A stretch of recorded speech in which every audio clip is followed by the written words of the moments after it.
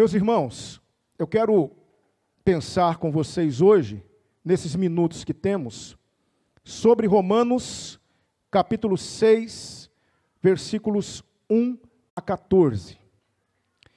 E é muito importante porque, na medida em que Paulo vai escrevendo a sua carta aos Romanos, ele vai construindo todo o arcabouço da proposta que ele tem de mostrar à igreja de Roma qual era o seu evangelho. Se você observar bem comigo até agora, dos versículos 18 do capítulo 1 até o versículo 20 do capítulo 3, Paulo vai falar sobre o pecado. Do capítulo 3, versículo 21, ao capítulo 5, versículo 21, Paulo, ele vai falar da justificação em Cristo do pecado. Agora, do capítulo 6, versículo 1, ao capítulo 8, versículo 1, Paulo vai falar sobre a santificação, que é um resultado da justificação.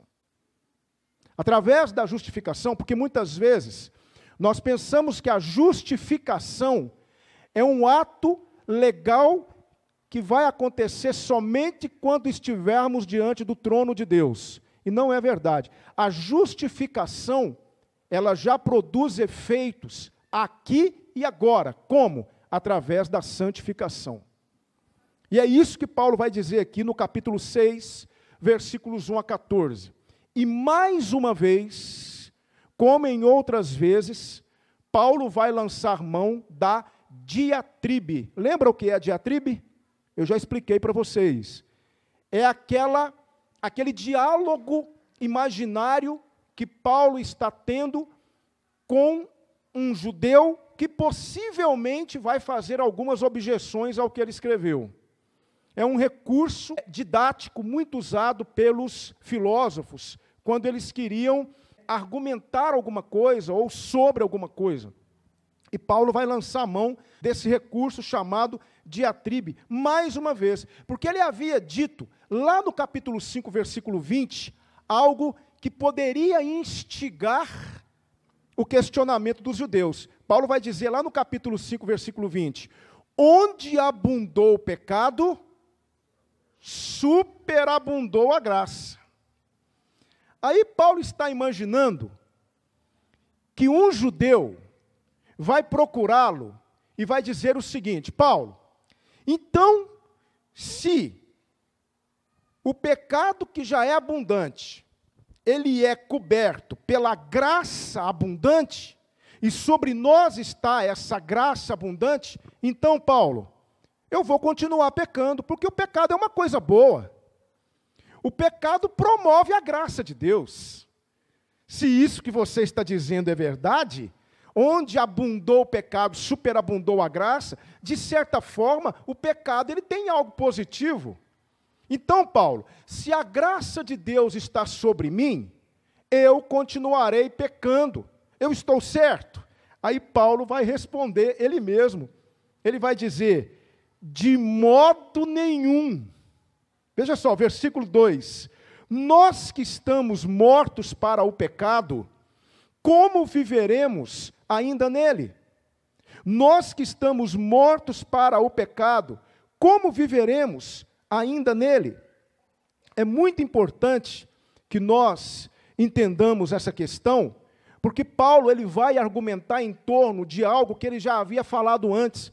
Paulo disse no capítulo 5 que nós estamos mortos em quem? Em Adão. Através do quê? Da identificação. Quando Adão peca, e obviamente ele morre, aquilo é também colocado sobre nós, essa questão do pecado e da morte. Então, todos nós estamos mortos em Adão, através da questão da identificação. Assim como Cristo também morreu, olha que coisa linda isso, irmãos.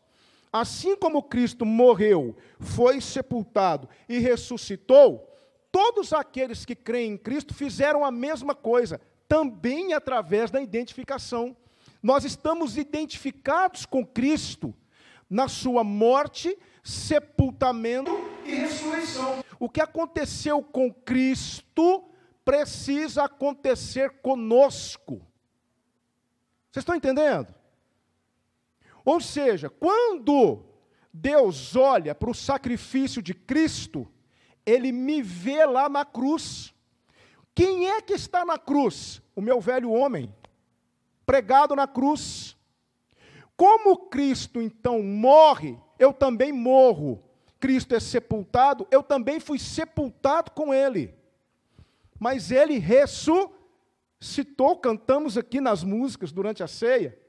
Eu também ressuscitei. Por isso Cristo, Ele morreu pelos pecados e para o pecado. Porque depois que Cristo ressuscitou, os efeitos do pecado, embora Cristo não tivesse pecado, mas os efeitos do pecado também haviam cessado para Ele. A morte, a dor, a tristeza, o sofrimento. Cristo não estava mais sujeito a essas coisas, não estava mais sujeito ao pecado.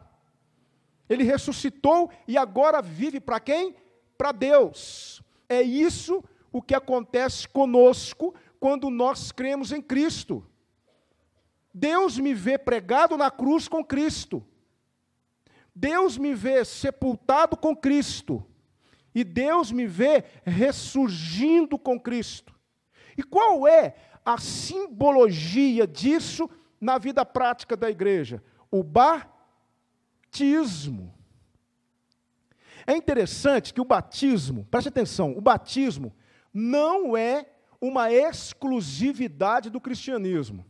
Já na época de Paulo, por exemplo, o judaísmo, ele praticava o batismo. Tanto é que quando João Batista estava batizando, muitos iam até João Batista para serem batizados. Outro grupo que também praticava o batismo eram as religiões de mistério da época de Paulo. E é interessante, olha que coisa interessante. Quando um adepto da religião de mistério, ele ia ser batizado, ele recebia um nome em latim de moriturus, ou seja, aquele que vai morrer. Então, querido, quando você vê aqui no tanque batismal, olha que coisa linda, por isso que o batismo é muito sério. Batismo não é simplesmente um tomar banho, molhar na água, não, batismo tem toda uma simbologia espiritual. Quando um irmão está descendo a escadaria do batistério, é claro que nós não damos a ele essa nomenclatura, mas ele também é um moriturus. Por quê? Ele vai morrer. Ele vai então para o batistério, ali é como se ele estivesse morto, e o que é que nós vamos fazer com ele? Nós vamos sepultá-lo, porque Cristo também foi sepultado. E assim como Cristo ao terceiro dia ressurgiu, nós também ressurgimos através do batismo. Por isso Paulo vai dizer aqui, olha só, olha que coisa linda que Paulo fala aqui no versículo 4. De sorte que fomos sepultados com ele pelo batismo na morte, para que, como Cristo foi ressuscitado dentre os mortos, pela glória do Pai, assim andemos nós também em novidade de vida.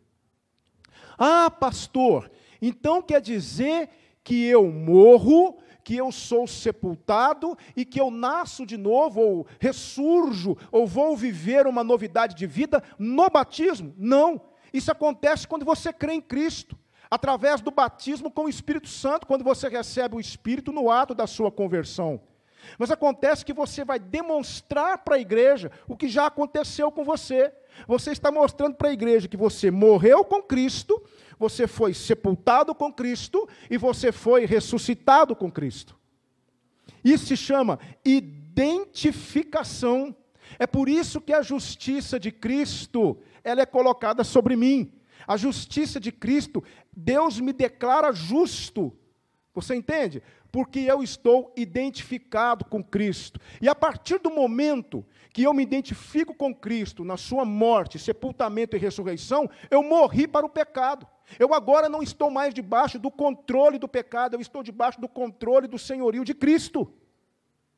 Augustus Nicodemos contou uma ilustração que eu achei maravilhosa, a ilustração de Augustus Nicodemos. Eu queria contar para você. Ele foi fazer uma viagem para a África com a sua esposa, uma viagem missionária com a sua esposa, e ele então pegou um carro emprestado, porque ele aproveitou para conhecer alguns lugares da África que ele queria conhecer.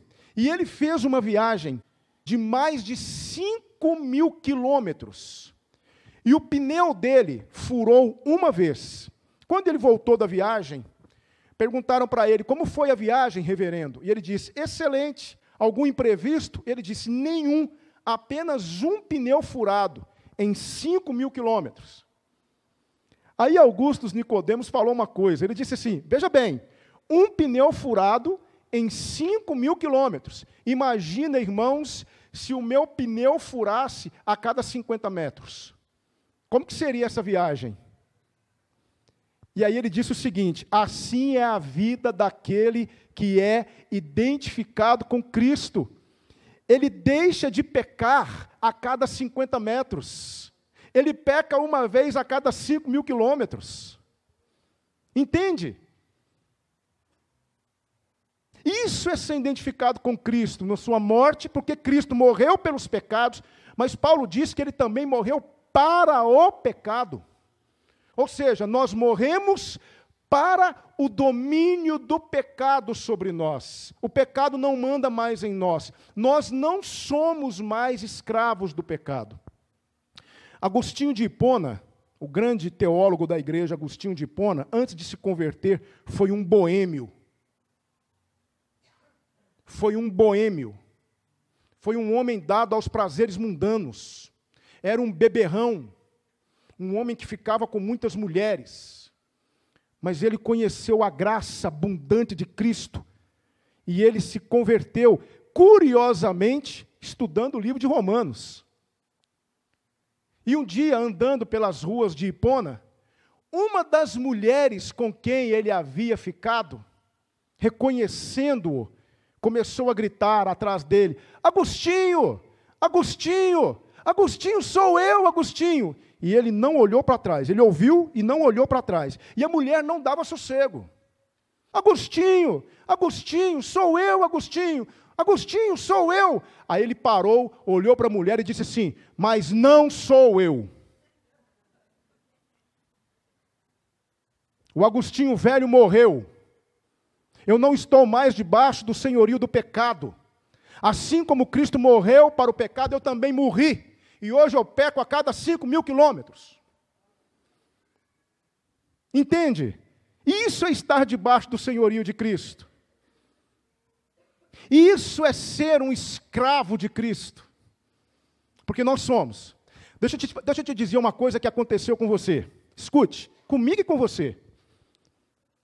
Um dia, nós tínhamos um senhor que mandava em nós. Alguém que judiava de nós. Alguém que nos maltratava. Alguém que ditava as regras. Ele era meu dono. Quem era? O pecado. Eu era escravo dele. Eu não conseguia parar de pecar. Eu pecava o tempo todo. Eu pecava a cada 50 metros. Mas aí, Jesus, ele foi lá na casa do pecado. Ele diz, qual é o preço? E o pecado disse, o seu sangue. Ele só sai daqui se for pelo seu sangue. E Jesus Cristo disse, feito. E ele foi para a cruz. E derramou o sangue dele por mim, por você, e nos comprou. Nos tirou daquela casa. E nos levou para a casa dele. Eu continuo escravo? Sim. Continuo. Eu agora sou um escravo diferente. Isso. Claro que eu continuo. Sabe por quê? Escute o que eu vou dizer para você. Eu não sou o meu dono. Nunca você. Ou eu estou debaixo do senhorio do pecado, ou eu estou debaixo do senhorio de quem? De Cristo. Não existe meio termo. Eu não quero Jesus e eu não quero pecado. eu quero viver por mim mesmo. Não existe isso. É por isso, igreja, preste atenção no que eu vou dizer, para vocês depois não entenderem mal o que eu vou dizer. É por isso que eu questiono a questão do livre-arbítrio. Porque nós falamos que temos livre-arbítrio. Existe o arbítrio, mas não a liberdade. Porque se você não é escravo de Cristo, você é escravo de quem? Do pecado. Não tem meio termo. Ninguém sai da casa do pecado e fica por aí, livre, leve e solto. Não existe isso. Deu para entender? Como foi que Jesus disse lá em João 8? Se, pois, o Filho vos libertar, verdadeiramente sereis livres. Por quê? Porque ser escravo de Cristo é diferente, irmão. É interessante que você é um escravo. Olha que interessante, eu vou tentar transformar isso numa frase, é difícil.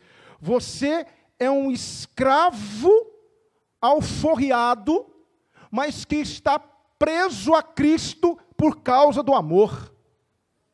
Lembra que lá na lei de Moisés havia essa prerrogativa para os escravos? Havia aqueles escravos que diziam assim: eu não quero deixar o meu senhor. Ele é muito bom para mim, eu amo o meu senhor. Aí Moisés disse que ele tinha que ir lá na casa do sacerdote, o sacerdote ia furar a orelha dele com uma sovela, e ele, a partir daquele momento, seria definitivamente do seu senhor. Então eu sou livre. Hoje eu gosto de uma liberdade, mas Paulo vai dizer o seguinte: o amor de Cristo, o quê? Me constrange. Eu sou livre, mas eu sou escravo. Mas eu sou um escravo livre. Mas como livre, eu sou escravo. Deu para entender? Por quê? Porque eu não quero sair da casa do meu pai. Eu não quero. Eu quero ser escravo de Jesus. Porque não há nada melhor do que ser um escravo de Cristo. Eu não quero mais ser escravo do pecado. Eu não quero mais beijar as botas do pecado. É por isso que eu tenho dificuldade com a doutrina do livre-arbítrio. Eu tenho livre-arbítrio para escolher. Querido, não tem. Ou você está debaixo do domínio do pecado, ou você está debaixo do domínio de Cristo. Não existe meio termo. Quando você está debaixo do domínio do pecado, todas as suas decisões, tudo que você faz, é monitorado pelo pecado 24 horas por dia. E você erra, e você peca, por quê? Porque o pecado manda em você. Mas quando você sai da casa do pecado e você vai para a casa de Cristo, você vive de acordo com a influência de quem? Do Espírito de Deus. É isso que Paulo quer mostrar aqui para aquele judeu imaginário. De modo nenhum. Se nós formos libertos do pecado, como é que nós vamos viver ainda nele? Por isso, se alguém tem esse pensamento de dizer: eu sou salvo, então por isso eu vou aprontar todas, eu vou viver do jeito que eu quero, reveja a sua fé, porque você ainda não se converteu. Não se converteu, porque um verdadeiro crente, um verdadeiro cristão, nascido de novo, comprado pelo sangue de Cristo, não pensa desse jeito. Porque se você foi liberto do pecado, você não está mais debaixo do domínio do pecado. Pastor, mas eu peco. Peca a cada 5.000 quilômetros. É um acidente, é um descuido. E a cada dia, o que vai acontecendo com você? Através da santificação, você vai pecando cada vez menos. Porque é esse o efeito da morte, sepultamento e ressurreição de Cristo na sua vida. Por isso que o batismo por imersão é o batismo que identifica isso. Porque quando você é mergulhado na água e você sai, você está realmente aplicando em você esse princípio espiritual que se cumpriu na sua vida. Que você foi morto, sepultado e ressuscitou. O batismo por imersão é o batismo que representa isso. Até porque a palavra batismo significa imergir. Então, queridos, veja que coisa maravilhosa. Você já sente isso na sua vida? Você sente realmente que morreu para o pecado? Ou o pecado ainda te domina? Você não consegue se livrar do senhorio do pecado. Eu não consigo parar de pecar. Eu peco o tempo todo, o tempo todo, o tempo todo. Querido, que tal se você falar assim: Jesus, filho de Davi, tem misericórdia de mim, vem aqui e me compre. Eu quero ser livre, livre para ser seu escravo. Peça ao Senhor Jesus para te libertar. Fale com o Senhor em oração. Senhor, que o que está escrito lá em Romanos capítulo 6 se cumpra na minha vida. Eu quero ser livre para ser seu servo. Eu quero te servir. Eu não quero mais ficar nessa casa. Essa casa tem trazido sofrimento para mim e essa casa tem me mantido longe do Senhor. Eu quero ir para a tua casa. Não é uma música, não tem uma música que nós cantamos na igreja. Eu quero estar na casa do Pai, comer em tua mesa, meu Pai. Por quê? Porque, irmãos, não há nada mais maravilhoso do que nos tornarmos escravos de Cristo. Entende? Eu queria, então, deixar com você esse texto, que na verdade é uma resposta de Paulo para esse judeu. Paulo vai dizer aqui, no versículo 12 e 13, não reine, portanto, lembra que Paulo tinha dito dos dois reinos, o reino de Adão, que era o reino da morte, e o reino de Cristo, que é o reino da vida. Ele vai dizer, não reine, portanto, o pecado em vosso corpo mortal, para lhe obedecerdes em suas concupiscências. Nem tampouco apresenteis os vossos membros ao pecado. Olha só, não apresente seu membro ao pecado, meu querido, isso é muito sério. Se você foi comprado pelo sangue de Cristo, seu corpo, seus membros pertencem a Cristo para a glória de Cristo. Você não pode simplesmente pegar o seu corpo, que agora pertence a Cristo, e entregar o seu corpo para o pecado. É por isso que nós temos que ter cuidado com aquilo que estamos vendo, com aquilo que estamos falando, com quem estamos andando, o que é que estamos fazendo, porque o nosso corpo agora é templo do Espírito Santo de Deus, e ele deve redundar na glória de Deus. Lembra quando Davi, o que aconteceu com Davi? Davi viu uma mulher se banhando, ele viu uma mulher se banhando, ele chamou essa mulher, ele se deitou com ela, ele a engravidou, ele está usando o quê? O seu corpo para o pecado. Ele usou o corpo dele, ele entregou o corpo dele para o pecado. Nós precisamos entregar o nosso corpo para a santificação. O nosso corpo para Cristo. Cada parte do meu corpo, cada parte precisa pertencer a Cristo para que aconteça no dia a dia aquilo que realmente precisa acontecer. Eu preciso glorificar a Deus. Paulo está dizendo isso aqui, não entregue, não reine o pecado no vosso corpo mortal. Quem está em Adão está debaixo do reino da morte, mas quem está em Cristo está debaixo do reino da vida.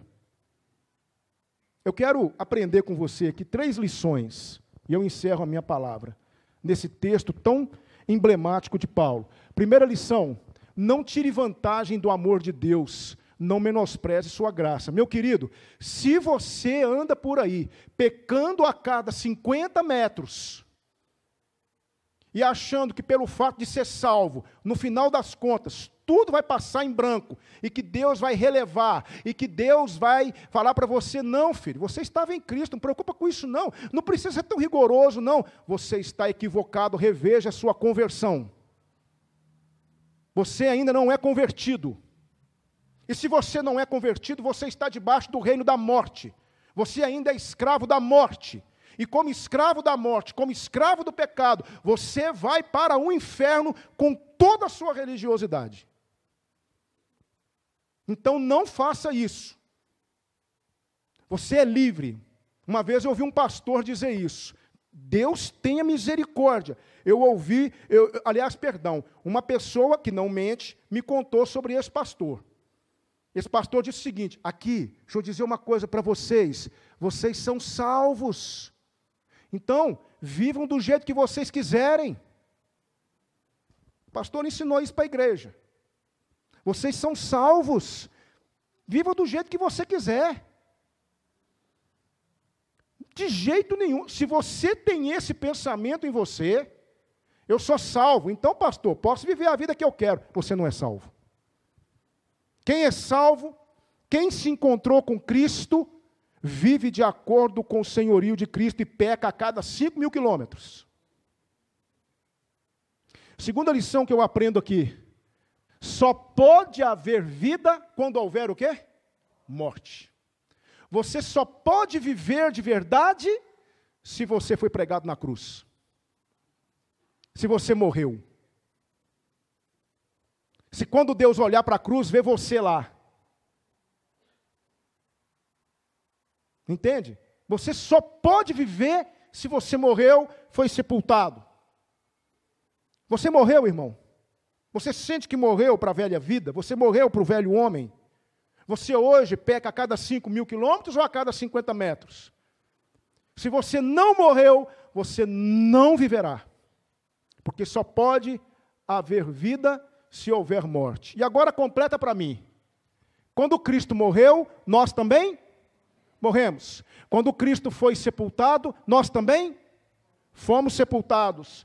Quando Cristo ressuscitou, nós também ressuscitamos. Isso é identificação. Nos identificamos com Cristo. Somos identificados com Cristo. Quando Deus olha para nós, Ele olha para Cristo. Quando Ele olha para Cristo, Ele olha para nós. Se isso não aconteceu em nós, tem algo errado. Precisamos, irmãos, fazer essa oração a Deus. Senhor, que o que aconteceu com Cristo aconteça comigo. Eu quero que o que aconteceu com Cristo aconteça comigo. Eu quero ser identificado com Cristo. Eu quero morrer com Cristo. Eu quero dar a Deus a velha vida. Eu quero viver para Jesus. Eu quero ser escravo de Jesus. Ore mesmo, irmão. Senhor, eu sinto que eu ainda sou escravo do pecado. Vem me libertar. Vem me comprar. Porque eu quero ir para a tua casa. Eu quero ser seu servo. Eu quero ser seu serviçal. Eu quero que o Senhor seja o meu amo. Ah, meu querido, se isso acontecer, prepare-se. Você será bem diferente do que é. Desejo que Deus reforce, que Deus confirme essa importante doutrina no seu coração. É a minha oração nessa manhã. Amém? Eu quero apenas repetir o que Paulo diz. Que diremos, pois? Permaneceremos no pecado para que a graça abunde? De modo nenhum. Nós que estamos mortos para o pecado, como viveremos ainda nele? Ou não sabeis que todos quantos fomos batizados em Jesus Cristo, fomos batizados na sua morte? Permita-me apenas te dar uma ilustração muito simples. Eu encerro. O balão. Você pega um balão. Para que serve o balão? Murchinho. Nunca vi ninguém usar balão murcho. O balão só é balão quando você enche ele de... Aí você amarra em outro, amarra em outro, amarra em outro, e ele enfeita o lugar. Balão só é balão porque o ar está nele. Cristão só é cristão porque Cristo está nele. Se você não tem Cristo, você é um balão murcho, que não serve para nada. Essa é a razão de ser da vida do cristão. Eu sou o que sou porque Cristo está em mim. Me identifiquei com Ele. E o que aconteceu com Ele, aconteceu comigo. E hoje eu não estou mais morto, eu estou vivo. A vida do balão é o ar. A vida do cristão é Cristo. Vamos orar. Obrigado, Senhor, pela sua palavra. Ó Deus, permita que o que está escrito aqui em Romanos 6 seja realidade na nossa vida. Em nome de Jesus. Permita que o que está aqui seja a nossa realidade. Senhor, nós não queremos mesmo voltar para a casa do pecado. Não queremos beijar as botas do pecado. Não queremos. Queremos continuar sendo seus servos. Queremos continuar sendo seus escravos, porque na tua casa há vida. O Senhor é um Senhor maravilhoso que nos enche de vida. Ó Deus, em nome de Jesus, se há alguém aqui nesta manhã que ainda está lá na casa do pecado, sendo maltratado por ele, sendo destruído por ele, ó Senhor Jesus, vá lá e compre esse servo, Pai bendito, com teu sangue e leve-o para a sua casa. Em nome de Jesus, ó Deus, que nesta manhã esteja havendo aqui mortes, sepultamentos e ressurreições aqui para a tua glória. Que em nome de Jesus, ó Pai, o Senhor nos ajude a pecar a cada 5.000 quilômetros, e se for possível nem isso, porque nós queremos que o Senhor se agrade de nós. Muito obrigado, ó Deus, por essa manhã tão maravilhosa. Oramos, gratos por ter falado conosco, em nome de Jesus. Amém.